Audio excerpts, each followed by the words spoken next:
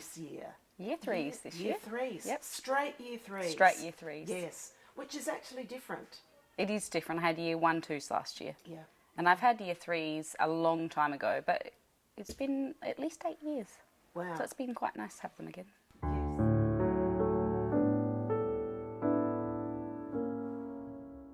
It's been a lot of game changes. I'm not a very good summariser, as you know. I guess the biggest shift I've made is that everything is very well connected now. So rather than a lot of time on one particular part of literacy, too much time on one, not enough on others, now it all flows a lot nicer with my, nice integrated topic that I might have chosen with very strategic cross-curricular links that people have helped me put in. And it just flows well from reading to a text that matches up to what we're learning about, full of amazing vocabulary, into, you can pull that into the word work and the spelling sort of work, and then into writing that same day where what we've just noticed we can put into writing. And it's easier for me to model, it's more fun to teach, and it makes more sense to them. I reckon I've said to Cassie that I feel like the kids are more confident writers now, probably because every single day we're practicing, what we see, we can have a go and then come back to it the next day. Yeah. Whereas I think, 5, 6 years ago, it looked very different. And I think I was less confident because it wasn't so connected. You've watched, we've read and noticed lots of amazing adjectives and adverbs in this artist statement, haven't we? And lately we've been practicing writing our own artist statement. So today I would like to give you a little minute or two to pull out your beautiful Thai pottery, pull out your artist statement draft that you've been working on, and you could do one of two things. You could continue and try your very best to use adjectives in front of nouns, such as what sort of clay? Air dry clay or smooth. Good job. Do you think you can do that? Yeah. 1 minute to have a go at that. And by one, I mean literally one, because the girl's going to go. Even, 2 pencils, 2 becomes the adjective because you're adding detail to expand the noun group. Like a bit of water. Yeah, a bit of water is telling me how much. Yeah. So it is. Yeah. Have another look in, what have you got in the next sentence? See if there's one in that one. All right, Scott, why you've underlined soap then? My inspiration was from a Thailand soap dish. I Yeah. thought I could try to do. Yeah, so dish is your noun and you've actually got Thailand soap dish. So I a wasn't little quite sure. adjective group, well, that's correct.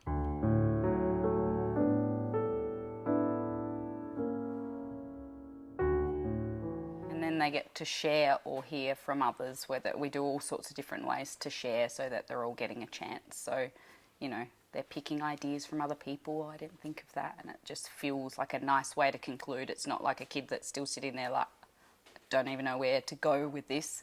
I feel like there's a lot more, doing, writing, I want to share. Like, you can't even pick sometimes because there's too many volunteers. So it feels like it's come a long way in the journey of Sharon and Sarah and others. I knew figures, I could read it, but I didn't quite know what it means. It was action figures. Do any of you guys know what it could have been? If it was action figures, it's probably like a toy that you play with that's like from a movie or a show. Well, I thought it was like people in the movies or shows, but I'm not quite sure. Normally what I think figures mean, it's like you'd see a figure in the distance of a hill, like an outline of a person, you can see all the details. Well, it said lights flash one by one each of the evil brat action figures. Yeah, so they were action figures. So, Yeah. We know that because the word Little action brat- is in front of it. Yes. model. So now we know what it is. After that very elaborate description. Probably the most recent plan is easiest because I'm still in it at the moment. So we were up to informative pieces and we wanted to have a cross-curricular link with geography. So we chose Asian cultures. And then I have this lovely boy called Scott in my class who's half Thai. And he's also needing a bit of motivation to write. So all the pieces just came together.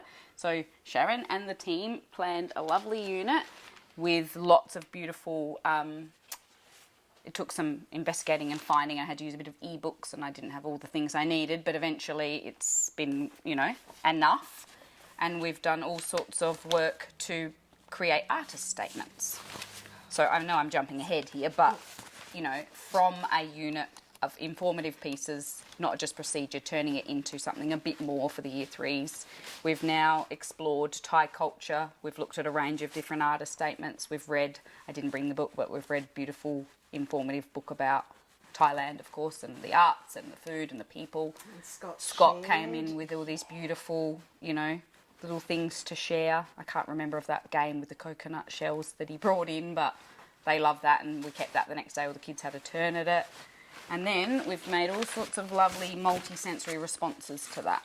So this is just an example of introducing artist statements with my own lovely husband's artwork there that we've used. Oh, wow. My husband is just a painter by hobby, Yes. but because he was ex-military and went to Afghanistan, and the kids already knew that because he's come in and done talks for other topics, that was powerful to them. And we did this lovely artist statement, sort of noticing about what an artist statement should have in there. That was at the very beginning. Like, they can notice so much more now than they would have years ago because they're practicing it so much more. Yeah. So this was one example that Kent had painted that I knew they would connect with because he's come and talked about his time in Afghanistan. I knew it would have a lot of meaning. Yes. We had a lovely pre-service teacher who did have an arts background, so she was the first one I used. So we started, that was probably a little bit long and difficult, but we got really good vocab and we got the ideas about what you would basically have to put in an artist statement. Yeah. And, that reminded them of her. We are looking at the purpose. We are looking at the language features.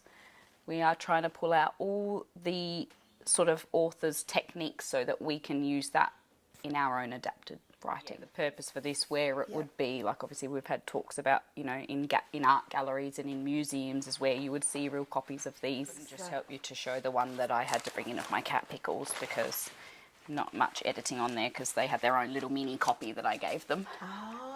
So this was like the This was the model, the big one, but and then they had worked- one per partner for this particular one. Wow. And they know my cat pickles. Yes. So And who? good little who connection. drew Actually, this? my dad. You Oh can my tell he's not as goodness. professional as maybe the other two. Yes. But it still gave them a little bit of, noticing different things that was in each piece and why.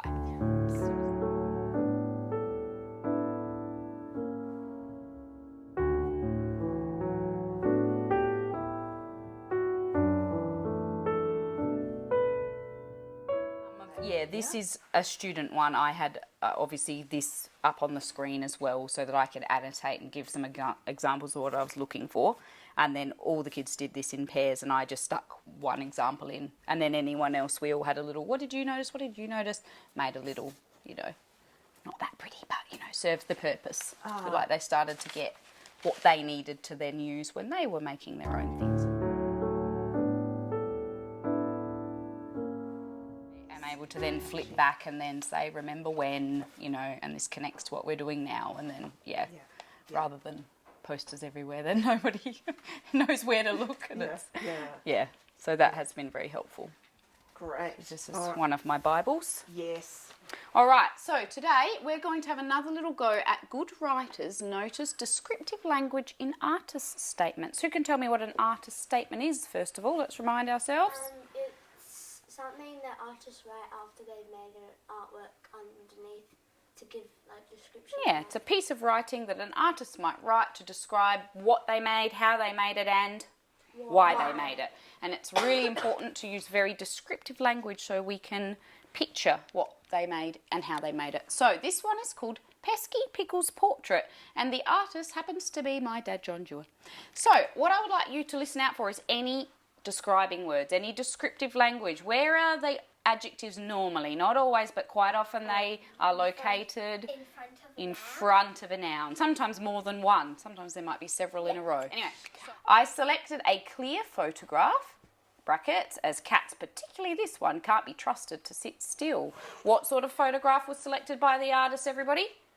Clear in front of photograph. Because if you're going to try and paint it and look similar, it's got to be easy to, spot the features, doesn't it? So, shall I just lead into the sorts of things they've done since then? Yes. So each week as the lower primary team, we decided we would have a little artwork focus so that then they could create something prior to writing about it, of course. So we've read little Thai traditional, I guess you'd call them fairy tales, that all sort of have a little moral. I guess it's like a fairy tale, but in Thai form with lots of... Or Yeah. There's a whole range of them that I bought in Yes. this lovely book. So this one was called Why Do We Have Thunder and Lightning? And it is a cute little story about, you know, the two characters up in the sky fighting. And I asked the children to illustrate, be the illustrator this time, and pick one little thing out of the book that they think they could turn into a beautiful illustration. And of course, before this, we had a whiteboard and we're all taking little notes down to describe, you know, the glistening eyes and the black shiny hair. You know, thinking if we were an illustrator, we wouldn't want to match what the text said. And then if it didn't state that, you could have free choice of the dress and the diamond encrusted, you know, things that they used. So that's just one example. So after the kids had done their process of sketching and painting, outlining, and then they worked through the process of, you know, drafting ideas, drafting, all that sort of stuff, editing, checking, feedback. We've been doing a lot of typing lately, but we do handwritten good copies too. yes. So they all, you know, they had the choice in what sort of part of the story they would like to try and illustrate. And it was nice to see some of them going for the challenging characters. And others went for the simple stormy sky because they knew they would do their best with something like that. So there's all, you know, there's variations of abilities in here. Some kids use voice to text to get their ideas going so that they can be more independent. Others worked together and then, you know, made their own at the end. So that's just one of the pieces. And the week prior, they had the choice of, we watched some lovely Thai dancing, traditional Thai dance on YouTube. And they noticed that a lot of the performers were in masks. Use that word again. They notice. They noticed, yes. I try Yeah. to use that as much as I can. And sometimes they'll just say, oh, I've noticed. And I'll say, well, I haven't asked you to notice anything yet, but I love that you've already spotted, because they're onto it now Yes. without, you know, as much explicit sort of prompting that we needed. Yes. So they had the choice of, you could create a mask similar to the sorts of ones you've seen, or you might like to create some dance moves. Some of them wanted to do both. So some of them have made these, you know, quite beautiful masks and a little 30-second dance, you know, with thoughtfulness behind the slow moves, the storytelling, all those sorts of things, which I haven't brought, but it is quite sweet. Yes. And what I loved about that is the you know, some of the kids that obviously find it laborious to write a lot, they were so engaged outside filming, dancing, you know, and it didn't have to be a big artist statement. It just was describing the process of how they made the dance and why. Yes. And it was really, like, relaxing for me, actually, because some were crafting, some were dancing, some were painting still. Yeah. So it was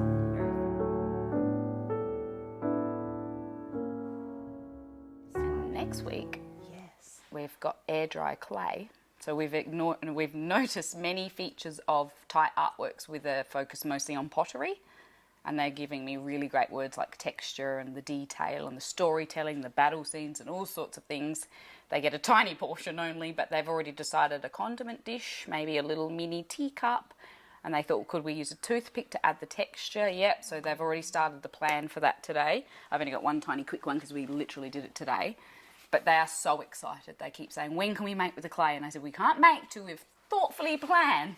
So they know that this is the process we go through, so we can be so proud of what, you know, the journey leads to, if you know what I mean. So we will be creating a little Thai-related pottery piece. And then eventually we're having a gallery. A gallery, I love this idea. So other people can come and they might have their dance or their mask or their favourite piece, or all if they can't pick like me, their pottery, and then other kids can have a wander and look as if they're at a museum or an art gallery and have a little look at other people's as the celebration part, Yeah. which I find really, they love that. Yes. They love to showcase their, Yes. yeah.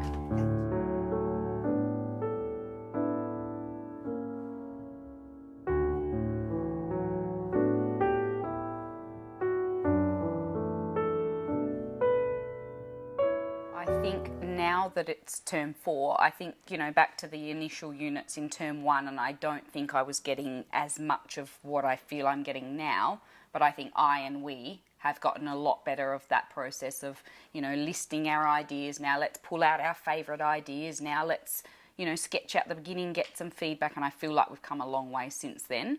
I just remember, having conversations with parents and saying, they find that bit a little bit tricky, and we're trying to fine tune how to, sort our ideas so we've not got so many we can't pick. And I just feel like we have a lot less of that right now. We've got a lot more kids like, I'm ready to go, or I'm happy to go and chat with my friend about my ideas, bounce the ideas off and get started. Does that make sense? Even once a week, and which is so motivating for the next bit, because if one piece wasn't, but like some of their masks, they were beautiful in their design, and then the construction of it was quite challenging for them. I was giving no explicit instruction about how to make the mask. We were dancing, painting, so they had to do that, and some of it didn't turn out quite like the picture, but they still went through that process, and this beautiful plan and picture was there, and their mask was there. Maybe needed a bit of fine tuning at the end, but they've gone on to make their watercolour picture. They're so excited about their clay, so it's not as if they're thinking, I can't write an artist statement. No, yeah. They've just, been through the process, I guess.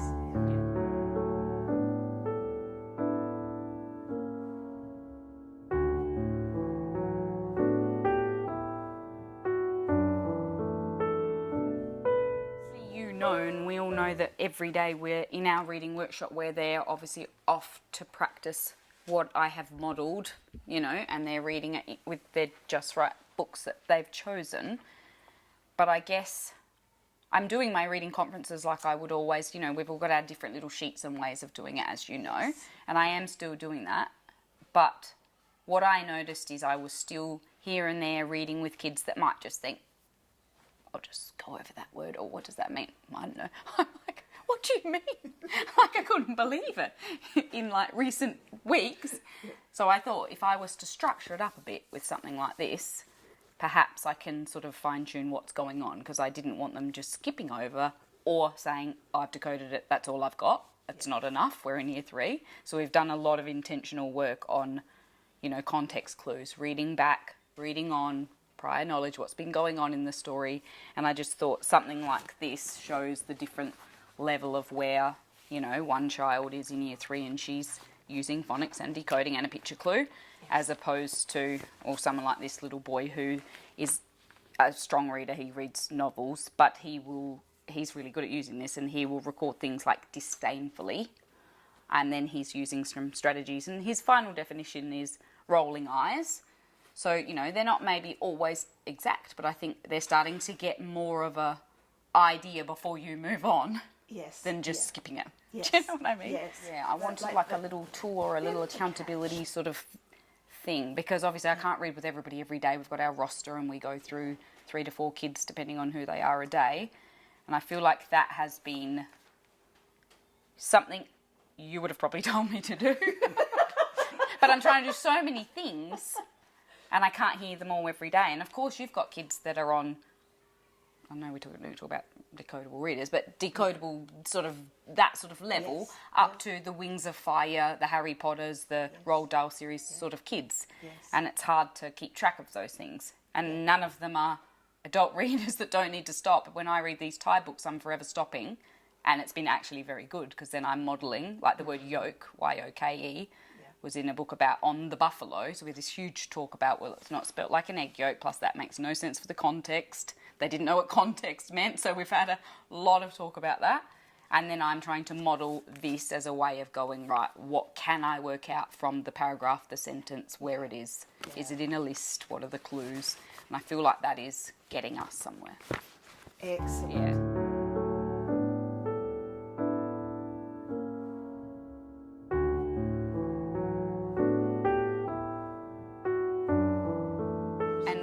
As a team, when we plan, of course, we're planning a vocabulary lesson, 2 comprehension, 1 text structure, and word solving. Yes. So this was a word attacking strategy thing that I brought in a month ago, and then it's been like once a week with me strategically choosing a text where I can purposely stop and say, what could that mean? How could I do it? And then, you know, not everybody, it depends on where they're at, but we are starting to get some pretty good tracking of what the word was, what I did, and what I now know, Yes. rather than skip and don't worry about it.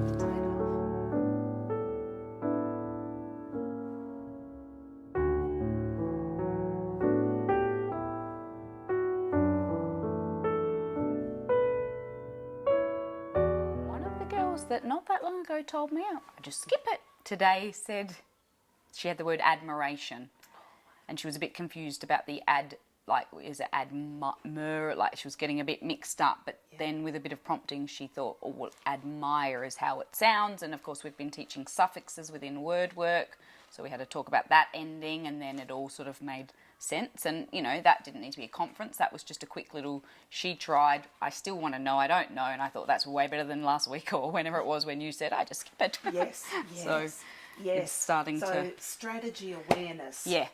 That's really And a tuning quick into little, that. can you share what you did and how you know, is enough of a motivator for some others to want to do that too. So I love the little quick, just share at the end with your table, or spotlight share, you know, all the little ways we do it to